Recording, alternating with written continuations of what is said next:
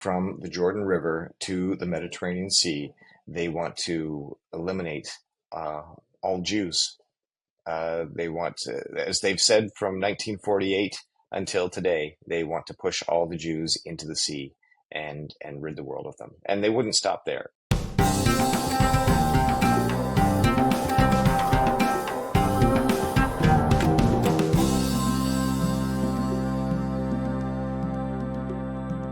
Hey everyone, welcome to the podcast today. My name is Jeff, and we have a returning guest with us today, Chris Atkins from One Media.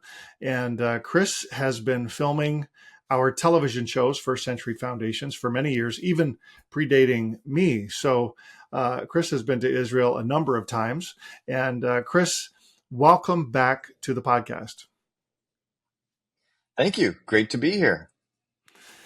Well, it's always good to have you. And we're going to talk about a number of things today with regard to our recent trip and attitudes toward Israel right now. But first of all, just help our listeners and viewers with a little bit of background. Your company's called One Media. You obviously don't work just for us, although, you know, that would be the best situation, I would think. But Of course, yes. no, you've been to Israel a number of times. When did you first start filming with First Century? Actually, First Century Foundations was my very first trip to Israel back in 2005. So we're coming up on 20 years of me being involved with this program, which is crazy to think. Wow. So yeah, I was asked to film the some of the early episodes and help with the creation of this program, which at the time, I had never been to Israel. I had traveled quite a bit with Bill Prankard through Russia and other places. But that was my first trip to Israel and my first introduction to the Holy Land. And to be honest with you, I really thought I'd go the one time and that was it. I had no plans to return. And now here we are almost 20 years later, and I lost count, but I think I'm upwards of 70 times to Israel since then. Wow. That's incredible. I don't know that I'm ever going to catch you. I'm only around, I think, just under 30 at this point, but it's something to see sort of what's happened though for you, because from thinking you were going just for the one time to almost 70 times now.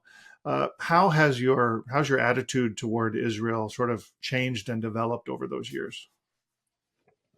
Well, changed drastically because really before I couldn't have picked out Israel on a map. I knew the name Israel from the Bible, but really not much more than that. I didn't know what an Israeli was. I had no true concept of what Jerusalem was, what it represented, other than these vague words and these images that you get from Sunday school on Hmm. the felt board, So you really had no clue or concept. And what I knew from the news was that Israel was a place of dust, war, and camels. And when I was flying over there, I didn't really want to be there. And I remember thinking, why am I doing this? I don't really care about this. I don't understand it. And I was shocked when that first morning we got into Tel Aviv and realized, wow, like, it's a real city and there's real people. There's cars. We're not riding on camels and Hmm. we're not getting stuck in a traffic jam of sheep and goats on a dirt road. So it was very very surprising to see and experience Israel for the first time, and then to travel to a lot of the sites that you and I have now been to many times, and we often go and we film segments for the TV program to educate people about the Hebraic roots of Christianity, and to go with our guides like Isaac or Danny the Digger and see the stuff, and now read the Bible in a completely different way. Yeah. Um, it suddenly comes to life, and now you're looking at the stones of the foundation of the palace of King David. And you're seeing the original walls of the Temple Mount from the time of King Solomon, and you're touching these things, and you're talking with the people of Israel, and seeing a very different picture than what you see on the news. Yeah. And what about how you feel about Israel?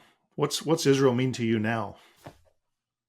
Well, yeah, it still kind of surprises me after almost 20 years of traveling to Israel, but uh, the nation and the people of Israel mean a lot to me. They have become my friends and in a lot of ways my family. It's a group of people that before 2005 were not on my radar. I didn't know or even pay attention to anything in the news or to really see what an Israeli was. And now, having been there so much and having covered some of these really difficult stories that we're facing and seeing now, um, it yeah, I guess I didn't realize until just recently how much I cared about the people of Israel and about that Mhm. nation. And yeah, they really mean a lot to me. You just had a guest from Israel in your home. I did. Yes, our good friend. He's my friend and yours. You and I have shared many Shabbat dinners at his home, and he's been on the First Century Foundations program many times. And that's Dr. Dan Bahat, the archaeologist who was the head archaeologist of the city of Jerusalem for I think 40 years, and he's Yeah, an wow. expert on the Temple Mount, on the Church of the Holy Sepulchre, and for those who know about the story of Masada. Dan Bahat was the young archaeologist who was washing the pottery shards when he was the one that discovered the names on the pot shards of the leaders of Masada at the time that drew lots to see who would kill each other in that terrible tragedy. Yeah. Incredible guy. And it just sort of goes to show how those relationships develop over the years. And well, listen, this is great to talk about these things. And we've been doing this series called Battle for Truth. And what we're trying to help people understand is what it's really like on the ground in Israel, and how the situation changes when you've been there and and you've experienced the climate and the culture and the people. And so you and I and Sherry Barna were just recently in Israel back in April, and we experienced some things then that we've never experienced before. But before we get to the conversation about all the excitement, let's just talk about about being there again, about being with Isaac and moving around the country when you're in Israel. For example, everybody. Not everybody, I hope, but many people here in North America, call Israel an apartheid state. Do you observe that when you're in Israel? No, not at all. It seems so absurd to me that this myth is still going on. Really, when you look at what apartheid was in South Africa, Israel's situation is not even close. It doesn't represent that word in any way, shape, or form. Mm, Because you go into the city of Nazareth, and what do you find there? You find a very vibrant, lively Arab civilization of Arab Christians and Arab Muslims, and there's Jewish Israelis around there as well. And there's also many Druze, and they drive on the same highways, eat in the same restaurants, work in the same factories as everybody else. A lot of times, you know. There are schools where Arabs and Jewish Israelis go to the same schools. They mhm. attend the same universities. They shop at the same shopping malls. You go to an aroma cafe, and it's a mix of Jews and Arabs, Christian and Muslim, and religious and non-religious, all working in the same aroma cafe.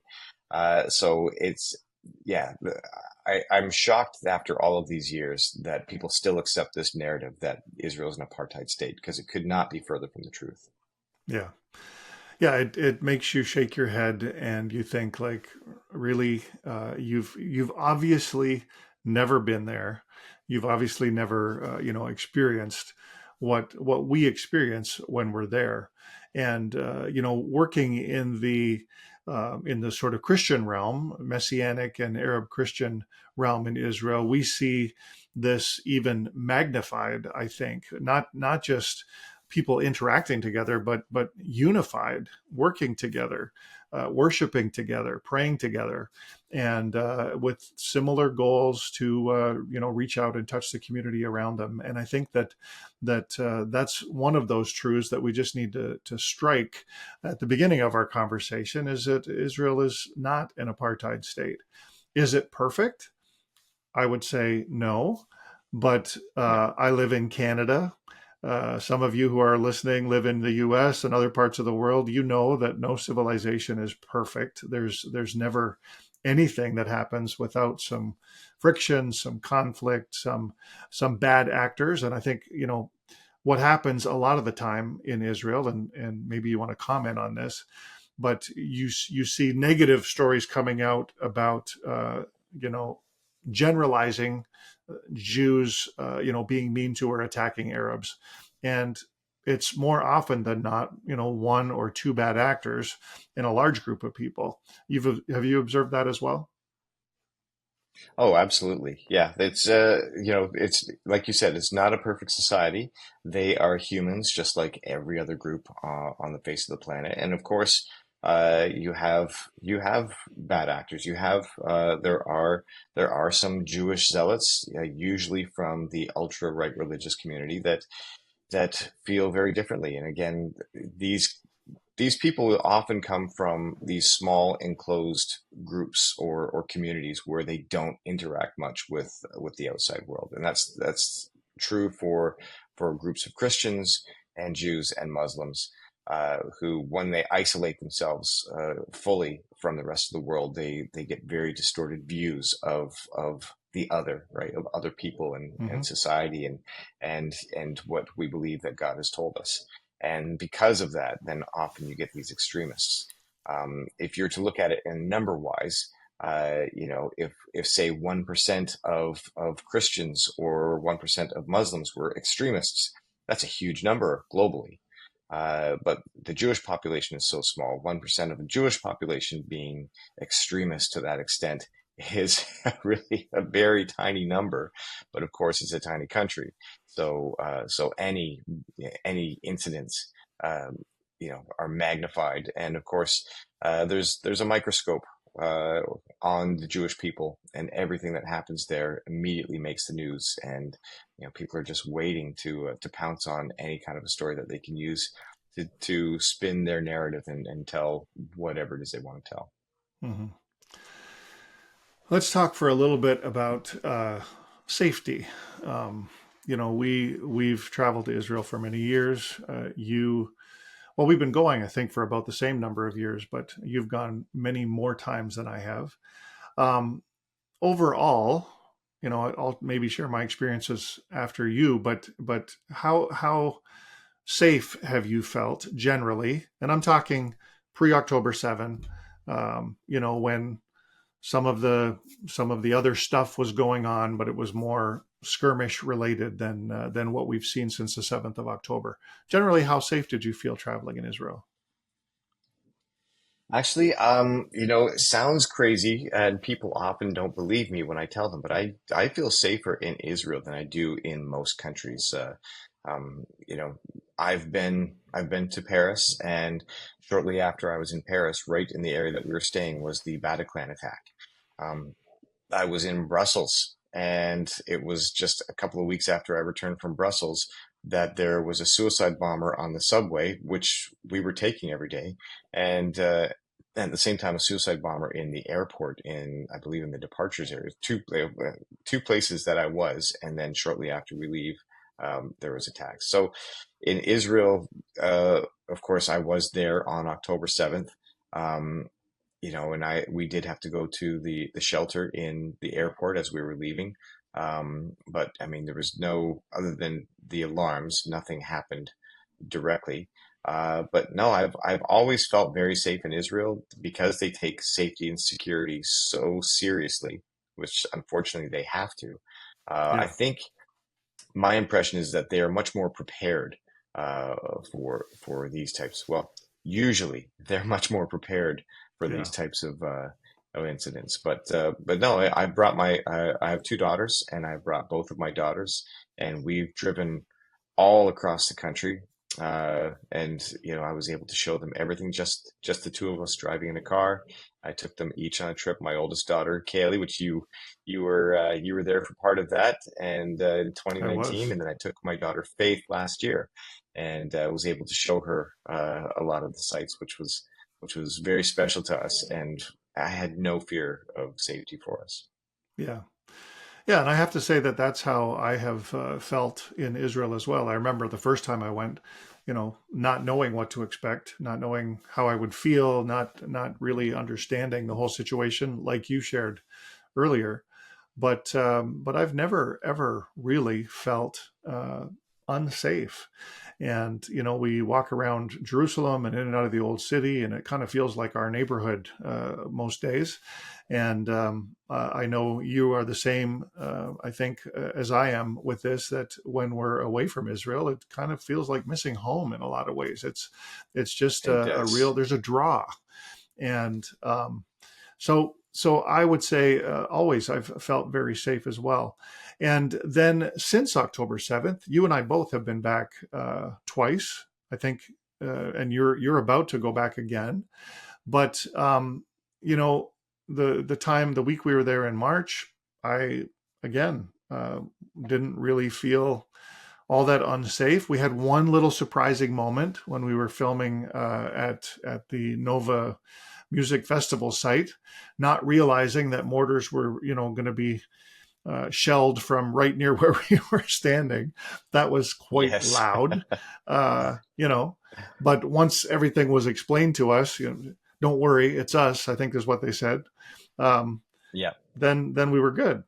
But we did get into a situation in April, and I I'm going to set this up a little bit because the night before, the 2 nights before, we had been up near the Sea of Galilee, and just like 40 kilometers north, there were rockets being fired in, and we discussed that at the hotel with a bit of concern or whatever. And I remember saying to you guys, "Don't worry, tomorrow we're going to the Dead Sea. It'll be quiet. We'll be far Yes. away from everything. Everything will be fine." Nothing happens at the Dead Sea. Yes. Nothing ever happens at the Dead Sea. Um, well, the next day was Shabbat, and that night we went to bed. Tell the people listening and watching what happened that night. Well, so that was, I believe, April 13th, 14th. And we had been hearing for about a week ahead of time that there were concerns that Iran was going to strike Israel because Israel had taken out one of their top operatives in southern Lebanon, I believe. And so we'd been hearing this, but you know, how seriously do you take it? We've heard that Iran has wanted to wipe Israel off the map for years. We knew October 7th happened, but really, what are their capabilities? What are they really willing to risk by doing such a bold move and actually launching an attack from Iranian territory and not through their proxies? So it was one of those things we kept hearing. People from home kept calling and checking in. Hey, are you seeing the news? And we kept assuring everyone, we're in Israel. It's fine. Nothing, most likely nothing's going to happen. If something does happen, it's going to be in the north, and and it won't be anywhere near where we're going to be. And so I remember it was strange because I got a phone call from a retired general that I know in Israel who asked me, Chris, where are you? I told him we're at the Dead Sea, and he said, okay, good. Most likely nothing will happen there, but I advise you not to leave the hotel for 48 hours. I'm like, okay, that's odd. And I think I texted you and told you, and you said, oh yeah, I see what's happening on the news. And and so I turned on the news and I'm watching, and then I see that, oh, Iran has launched over 300 killer drones and ballistic missiles and cruise missiles. And it's going to take 3 hours. Well, I think they said several hours before they enter Israeli airspace. Mhm. And I remember you and I were texting back and forth, and like, it's most likely in the north. You know what? Actually, We probably actually, won't even see anything. actually, Yeah. I had gone to sleep by then. I did not know You're that right. the That's right. I didn't know the missiles had been launched. I was exhausted that night, and I went to sleep probably at Yes. about 9 o'clock. So that part of Yes. it I didn't know. We had texted back a little bit Yeah. before, but Yeah. only about you talking to your friend. So anyway, carry on. Yes. Yeah. Yes. Yeah, no, you're right. So I think I was texting with my wife then, and I was telling her it's most likely not going to happen.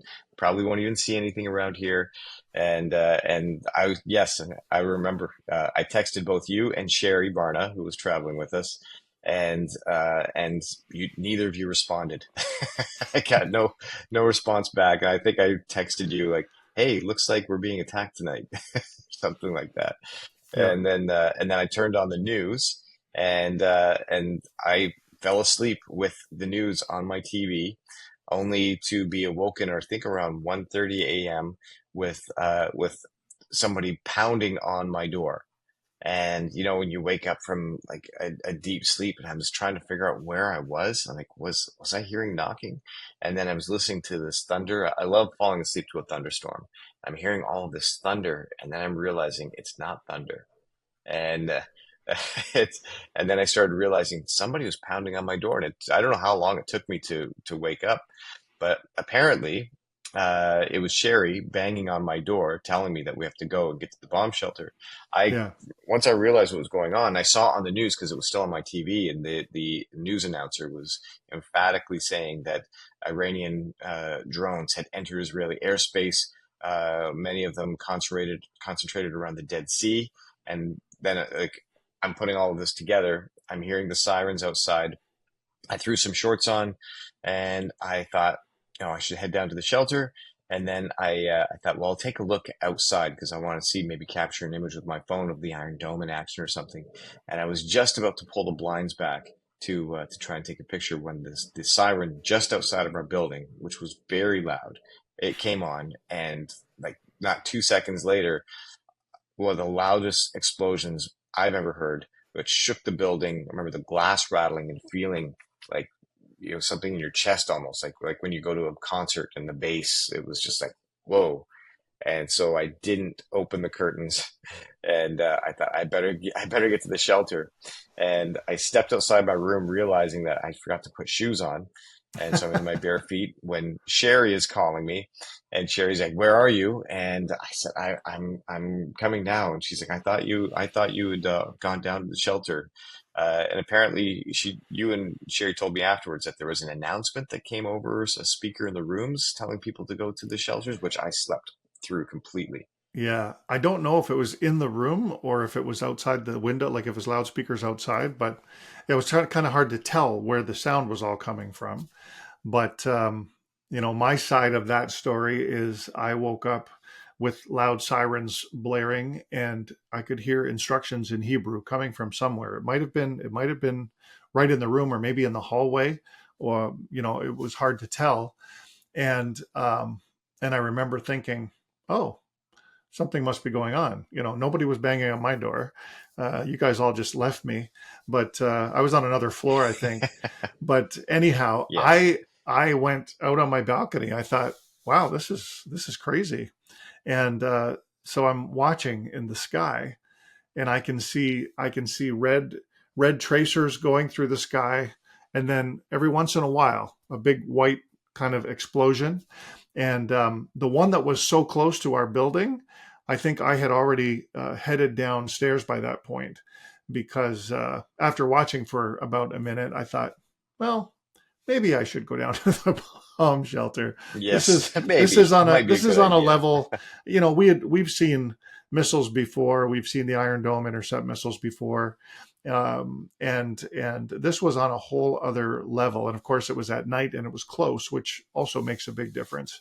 And we discovered in the morning, after we were about an hour and a half, I think, or maybe even 2 hours in the bomb shelter, Sherry and I. You somehow were in, I think, just a floor either side of us. But we once they made the announcement and said we could leave, then we met up in the lobby. Isaac never did make it down. It took him too long to do his hair. No, he didn't. Anyway, You had to if you've comb seen the if you've seen sideburns. Isaac Yeah. on the show, you can imagine it takes him some time to get his hair to look like that, and he was too afraid to Yes. come out and scare people without putting the gel in his hair. So, anyhow, Yeah. um, it was quite an experience. But I have told people many times before, and I don't know where you were at on this, how worried you were, but even though I knew it was sort of imminent and close and all of those things, I wasn't all that uh, riled up inside. I didn't feel afraid. I really had an incredible sense of peace in that moment. And I know that has nothing to do with whether or not it was safe to be in Israel at that time.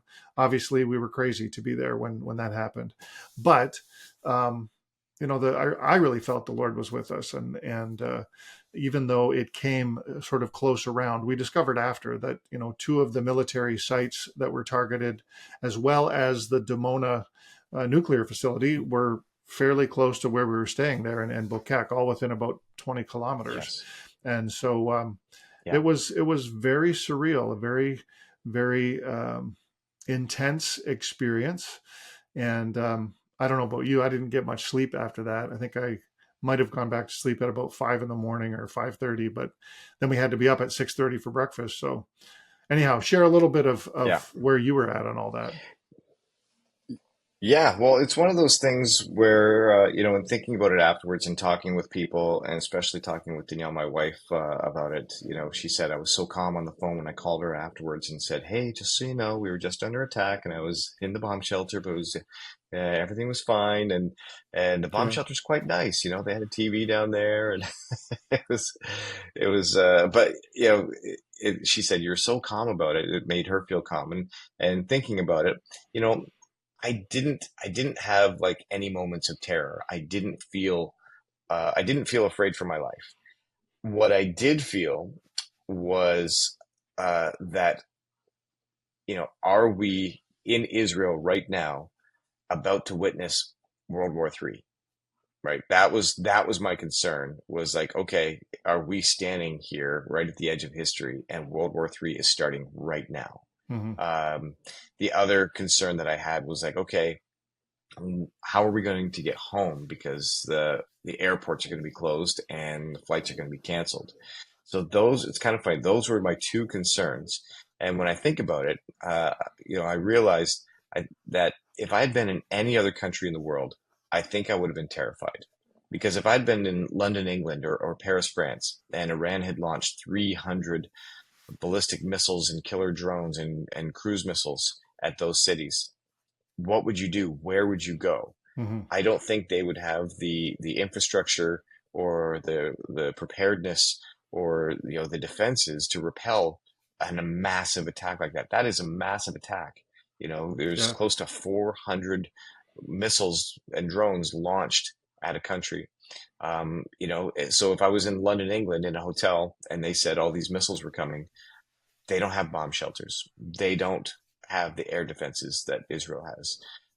So I think I would have been terrified if I had been in any other country. But being in Israel, knowing that they're prepared, unfortunately, like we said earlier, they're prepared for such situations. Yeah. Yeah, I wasn't concerned for my life at all. I was just concerned that I could be stuck over there as World War III was starting. Yeah. It was amazing, wasn't it, to get up the next morning, have breakfast, get in the van, and go out and drive around, and it was like a normal day.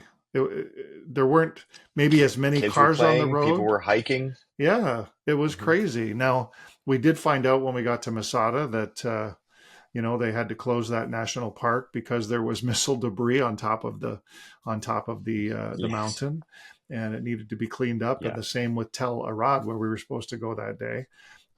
That was Hmm. for me. That was a bit of a wake up call in the sense that because Masada was literally what 10 minutes down the road. It wasn't that far from where we were, Yes. and then we started seeing photos of large cruise missiles. One that landed in the Dead Yeah. Sea, right near En Bokek, where we were, um, and Yes. so those things were all sort of kind of like, oh, wow, Yeah. that This was really was real. close, It really happened. yeah, it really Yeah. did Hmm. happen. But I have to say that the next couple of days, we moved around and there was no issue, no seeming worry. Uh, we were in some beautiful places in the Yes. desert there. Um, so yeah, it really is a study in contrast in a lot of ways. From from 2 in the morning Yeah. with missiles falling everywhere till 9 in the morning, driving down the highway, and it's all over.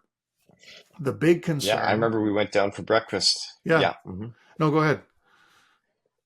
Oh yeah, I remember we went down for breakfast and it was like you said, it was surreal where we're seeing Israeli families with their children going through the buffet line and sitting down and talking and then going outside and playing, and then we couldn't go to the sites we were hoping to, so Isaac took us to these beautiful, stunning parks where we went hiking through, and there's Israelis just walking around having a hike like Yeah, any other day. They're so used to it, unfortunately, right? But yeah, it's a part of life. But they're also, they're prepared.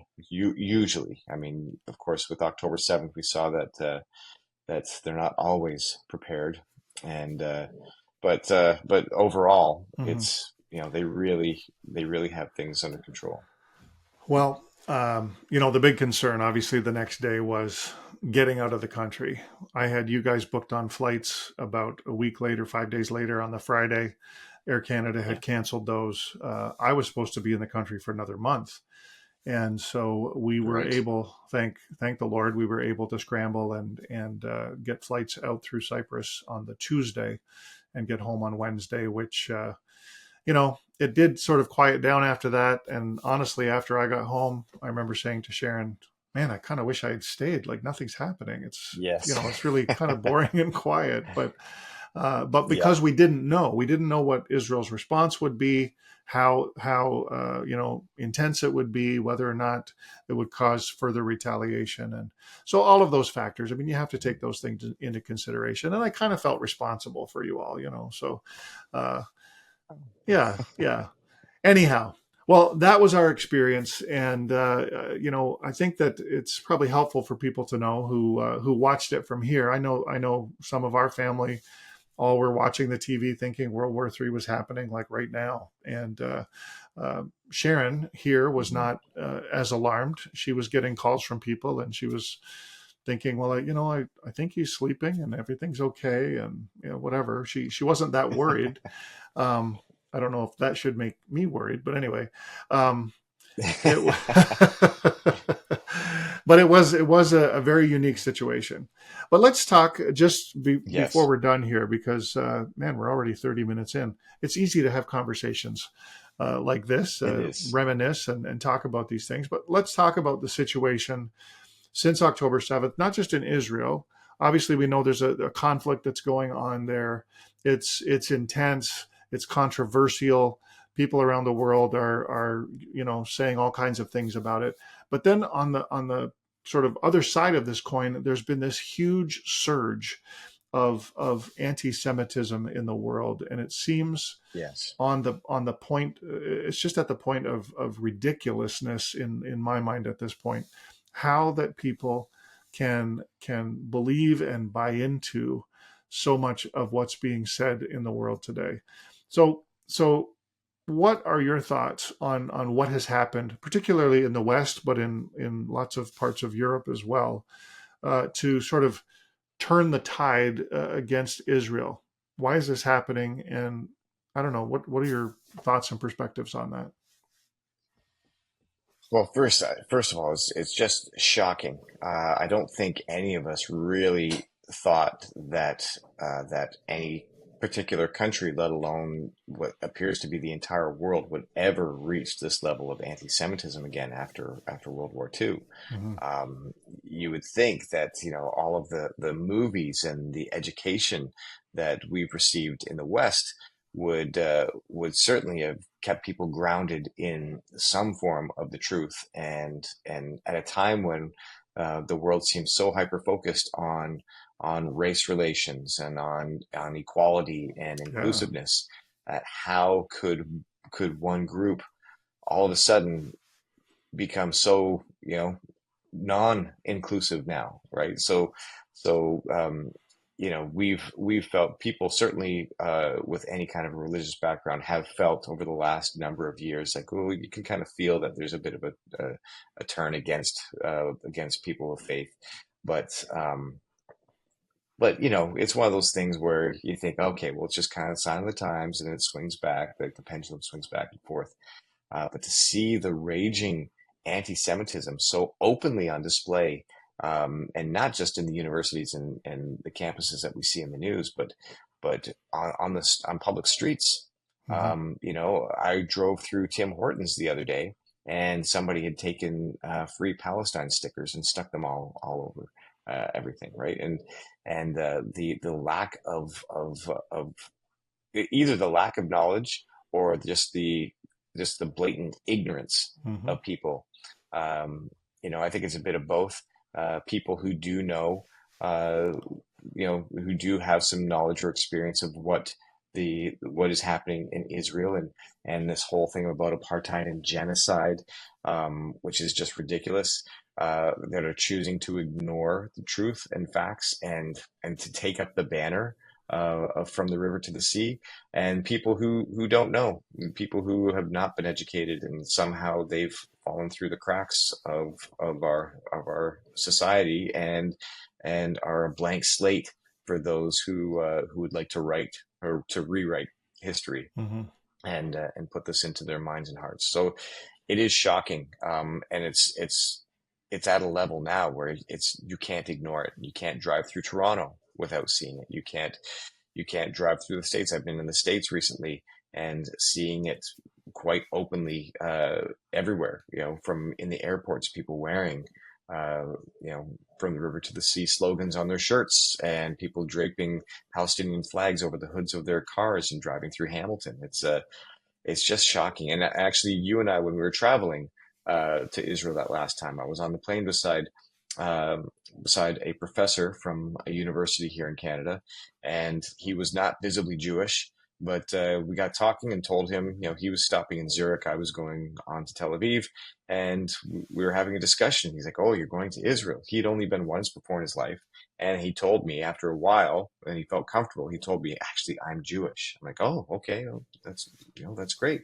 And then he proceeded to tell me that he had never really experienced anti-Semitism until October 7th. And suddenly, many of his colleagues who he had been friends with, some that he's worked with for decades, has suddenly started, saying things to him, and no longer inviting him out for dinners, Wow. and now he's realizing that he's not being given opportunities that normally he would be offered, just because he's Jewish. Nothing to do with Israel, nothing to do, because he had no real connection with Israel, but he was surprisingly, facing anti-Semitism here in Canada at one of our major universities, and from people that had known him for years, that had been friends with him. So it's just shocking, and you don't really know what to even do or to say about it.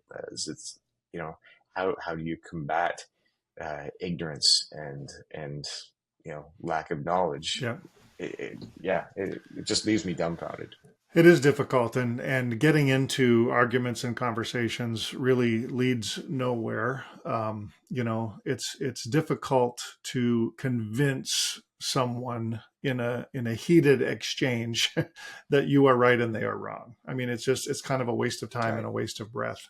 And that's kind of why we're doing these podcasts, is for people out there who are maybe on the fence, who don't really know what to think about this whole situation. Maybe they're not educated, they don't understand, they don't know the truth. We want to let people know what the truth is. And the truth is, Israel as a democracy is a shining light, a beacon in the Middle East, especially surrounded by radical Muslim countries, and so there's a truth. The other truth is that Arabs and Jews live side by side and interact and get along famously in the land of Israel. They have rights. They, can study. They can advance themselves in their lives and their careers. They can serve in the Knesset. All kinds of things that people should know, but maybe they don't. And the flip side to that is that Gaza for the last almost 20 years has been a place of indoctrination toward hatred of the Jews and hatred of Israel. These are sort of the two contending truths that people need to understand. Are there innocent civilians in Gaza? I'm sure there are many. However, there is an overall sense of both civilian and militant population in Gaza that Israel is bad and the Jews are bad, and they've grown up from children, especially this group of sort of young adults, 18 to 20-year-olds, that's all they know. And so, you know, I was going to say it's hard to fault them. No, it's still an evil thing. However, they don't know anything else, many of them. And so it's a really, really sort of tense situation. Um, so if you're watching, you're listening, get more knowledge, learn, find out from good conservative sources what actually is happening in Israel. Check out the Jerusalem Post. Check out what's the Australian news one, Chris? Sky News, maybe. You Uh, know what I'm Oh, Sky News, but you know what? Not just conservative sources, because I've been surprised. Bill Maher, who I would say I would not agree with a yes. lot of things on, Bill Maher, who is not conservative in any way, shape, or form, has been speaking very boldly, Yeah. in defense of Israel, and even Hillary Clinton, which I never thought I would agree with her on, but Hillary Clinton has been speaking the truth and Yeah. sharing. So it's not just so it really becomes not just a conservative liberal issue. It is I don't even know what to call it. It's I mean, it's more than cultural. It is basically, in my mind, on some level, it is really just a good versus evil Oh, issue. Um, there's no question in my mind. That's exactly what this is about. From the beginning, I've said this is not political for me. This is good and evil. This is what happened on October yeah, 7th, and the attitude that prevails um, is evil. And I think yeah, that it needs to be dealt with, and of course that's what we're seeing. It's uncomfortable. War stinks. Nobody wins. Even if no, someone is declared a winner at the end of all this, they won't have won, and that's no. the difficult thing, I think. I want to get your perspective. I think you've already said, people in the West, we need to learn more, we need to understand more, we need to find the truth about this situation and understand that this anti-Semitism is wrong. Um, Quickly, if you and I are also people of faith, we believe in God, and when you think about Christians in the West, where should they be standing on this situation? Well, I mean, really, I think everyone should be standing on the side of Israel, whether you're a Christian or not. But if you are a Christian and you have any knowledge of the Bible and of God's people, then more than anybody else, you should be standing on the side of Israel. And that doesn't mean to say that you're standing against the people of Gaza. No, Um, you can be for someone without being against someone else. And of course, what's happening to the people of Gaza is horrible. They're trapped between a rock and a hard place, and it's awful. Um, you know, it's a lot of these children that are being indoctrinated. It's not fair to them. Now, no, what do you do about them? They've got weapons, and they've been trained to kill and attack, all Jews, and then after that, everybody else that stands in their way. So, I mean, it's awful. But we can be for the people of Gaza and be for the people of Israel, and we should be. yeah, So, yeah, to me, I think if everybody should really know and understand what the truth is and stand on the side of good. But especially if you call yourself a Christian, you should educate yourself. You should look to both the history and the Word and what's happening now. And educate yourself. Yeah. Excellent. Just before we wrap up, Chris, you're leaving for Israel again tomorrow. Tell us about this project Yes. and what it's about and what you're hoping to accomplish. Well, as I said earlier, I was there in Israel on October 7th. We actually had wrapped filming for the show The Prophetic Connection, and we were flying home that day. And it's a good thing we had that flight booked. Otherwise, we would have been in the middle of it and would have been stuck there for a while. But yeah, it still seems very surreal to me that I was there on that day, and every once in a while thinking about the events and what we knew at the time and what we learned once we got up in the air, and when I returned home in the days following, seeing what we had just witnessed. And 12 hours earlier, we had actually been close to that area. So if the attack had happened 12 hours earlier, we would have been right in the middle of everything. Yeah. So yeah, it just kind of gives you pause. But my friend, Egyptian man, Majid Al-Shafai, who his life was really spared. He was rescued in a sense by Israel after he had fled Egypt because he'd converted from Islam to Christianity, and he was arrested, tortured. He managed to escape to Israel, where they spared his life, and he lives in Canada now. And I've traveled over the years. I've traveled with him through Iraq, Afghanistan, Pakistan, documenting religious persecution. Shortly after I returned, after October 7th, Majid went over there and found a local camera guy and had started filming. He called me up and said, I have to do something. I need to do something for Israel. I need to make a film about October 7th. So I'm helping him make a film called Dying to Live. And we are on our way over there to spend some time with some former hostages, with some families of victims, and with various groups, including some Palestinians, to talk about October 7th and what happened. So it's kind of an exploratory film. I'm hoping to make a film that reveals the truth, and maybe people who are sitting on the fence who don't know what to believe, that a film that they can watch and get a better understanding of what Israel is facing, and and what they can do to be of a help in some sort of way. Excellent. Well, we certainly will be praying for you and for Majid as you go. And ask if you're watching, listening, to do the same, that you'll get the footage that you need, that it will be compelling, and that the story that you tell will help to change the frame of what we've been talking about, help to for people to know the truth and to move away from this anti-Semitism. Chris, it's always great to chat together. And really quickly, we're already at 48 minutes, but I'm going to ask you this last question.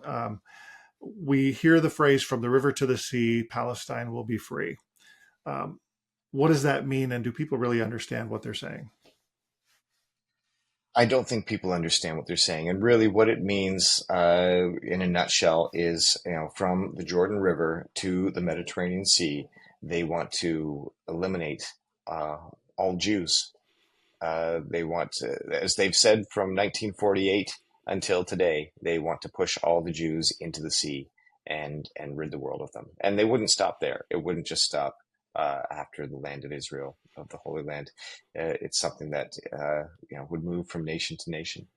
So it's a pretty it's a pretty horrible term. It's a pretty horrible phrase, Yeah, and it bothers me when I see, uh, especially older people who should know better. yeah, Um, bothers me when I see them saying that. drives me crazy too, my friend. Let's Mm, let's eradicate the use of this term "from the river to the sea" because that is what it means. yes. It means that Yeah. Palestine will be free of all Jews. That's really what they're going for, what they're after. And you indicated that it won't stop then. It will go from country to country. But I would say even one thing further, that it won't stop with the Jews. The Quran also Yes. speaks of Christians, of those who follow the way, and that the Islamic jihad, this radical Islamic regime, is coming for all of us. And I don't want to sort of sound alarmist about that, but it's part of the agenda. And if we don't wake up and recognize it, then we're really kind of turning a blind eye to what's really going on. So Yeah, and really, it's not just I mean, it's the Jews and the Christians, but you look at the nation of Israel, and there's more than just Jews, Arabs, and Christians there. The Baha'i, one of the holiest sites for the Baha'i, is in Haifa, and you also have the Druze. So that from the river to the sea, Palestine will be free. Doesn't mean only Jews and only Christians, but also Hindus, Baha'i, Druze, and people of no faith at all. mm-hmm. So it's a dangerous term. Very dangerous. Well, Chris, we're going to wrap it up. Thank you so much for taking the time to do this with us today, especially when you're trying to get ready to go to Israel tomorrow. And once again, if you're watching, listening, Chris Atkins' company is One Media. Chris, the site is onemedia.com. .ca. .ca. Okay. onemedia.ca. And he's a really busy guy, but he's also really good at what he does. So if you're interested in taking him up on his services, you can check him out there at the website. And I know he'd love to hear from you. Chris, thanks again for being on the podcast. Thanks, Jeff. And I would just like to say one last thing to your viewers. Make sure that they keep watching for the new episodes of First Century Foundations, which will be coming out this fall. I'm very excited about this season. We've changed up your format a little bit, which I'm loving, and I can't wait for people to see these new programs. Amazing. Thank you. Thanks for watching. You can listen to this entire podcast on your favorite audio podcast platform. Find the link below. And while you're at it, don't forget to click subscribe and follow us on Facebook so you can stay connected to First Century Foundations.